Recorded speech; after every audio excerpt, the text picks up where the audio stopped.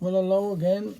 Another day in it. Oh, some rain last night. My gosh, lovely, lovely. And it's clearing up here a bit today. Today's Wednesday, so we're clearing up here a bit today. Now, I got to make an apology before I go any further today because I was saying that poor I had a lovely poem and all from Marlene Edwards that I read out on Monday, and I said she'd come from St. Just. Oh my gosh, the fur's been flying. I tell you now, no, she don't come. She's from down Berrien way. So I want to say sorry to you, Marlene. I think when somebody told me that you was come from St. Just, but you're Berrien, so down St. Berrien. So anyhow, I'm going to do another little one here today, called Family Outing. But first, I'm going to do a Herbert Lean story, and you can never tell is what it's called. But I just hope that everybody's all right. And well, say evenings are pulling in a bit now, and we're going to sort of children are back to school in another couple of weeks Sunday, so it'll be okay. We just got to live with this, well, as best we can, but still got to go out and try and make a bit of a life for ourselves and be positive. That's the answer. Be a bit positive. Right, enough of that there. I'm going to say now, this is Herbert Lean. There were skulls of people in the kitchen. Aunt Martha had come up from down along Adjawila and was screeching as she was rocking herself in her old armchair. Lizzie Shanks and Maid Lizzie was huddled up with her feet in the coal bucket. Old Tobias and Auntie Jane with her 6 children, all sizes like a set of jugs, was squat on the settee. They had been sitting there for over an hour, that is, on and off, for every time Tobias breathed, one of the children tumbled off. "Do we really mean it?" asked Aunt Martha. "I can't believe it. You was born in Cameron, you always lived in Cameron, and I hope to die in Cameron. If you don't, I shan't go to your funeral, and I haven't missed a funeral in the family yet." "I can't help it," said Mother. "What is to be will be. Suppose here's Father coming, he'll tell you all about it." "Hello, Father, what's going on here? Tay Minton?" Aunt Jay, never behind in coming forward, asked Father what it to all mean. "Well, 'tis like as here," said he. "I've lived here nigh upon 15 years. Hadn't that so, Tobias?" But Tobias had fallen asleep with the heat of the kitchen, with 6 of the children clinging to him. "Well, last week the landlord said he was putting up the rent a shilling a month." "Shame!" they all cried. "Old miser," said Aunt Martha. "Well," continued Father, "I up and told and I won't pay it. Why, only last week I whitewashed the back house. That's what's sticking in me. So I see the man I know from Druth." "Druth?" they all cried. "Yes," says Father, "Druth. And he said he knowed where there was a house near to let it he let. Some handsome garden pad was stone from end to end." "You aren't going?" said Lizzie Shanks. "Live in there? I wouldn't live in there if I had to die tomorrow. I don't hold with always shifting houses. You're used to the air out here, and it may be the death of ye." "What about boy Richard?" asked old Tobias, who just woke up. Stretched himself, and down goes the settee with him and 6 children on top of him. "Yes," said Tobias from somewhere and under, "for Aunt Jane is trying to save herself from falling caught cold of the tablecloth and went over Richard Henry, who was sitting on the table holding a parrot in his arms." "This side, up with care," said the parrot, who used to belong to the railway porter. After a few books had been put under one end of the settee, they all gone on again.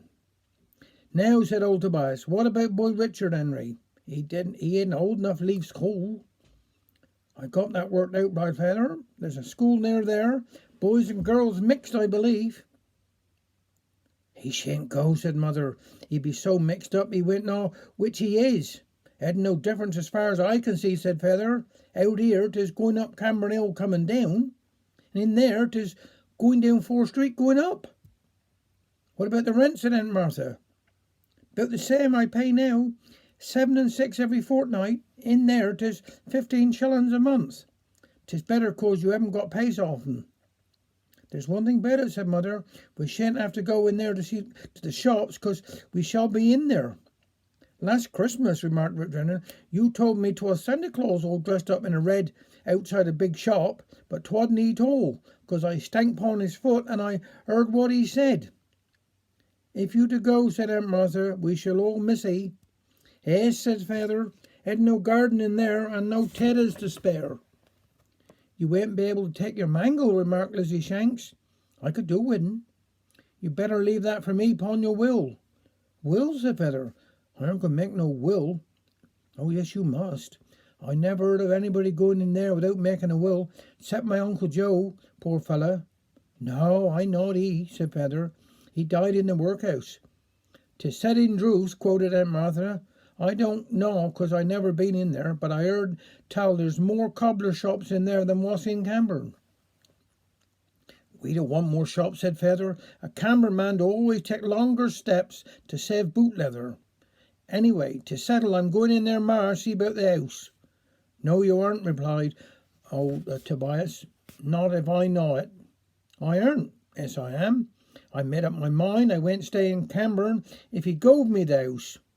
'Tis like as here, said Tobias. I bought this house only last week. I'm your landlord now. You, said Feather. What he have of that? Get out of the same way as you comed in. Goes on. I paid the rent up to next Saturday, and till then I'm boss here. Yes, continued Tobias, I bought this house. Do we know why? No, said Feather, 'cause I don't want for 'ee to leave, and the house is yours free as long as you to live. Better buy new curtains for 'ee. For telling about that, mother, said Feather. Put us the kettle on. Let's have a cup of tea. Now this one is called Family Outing.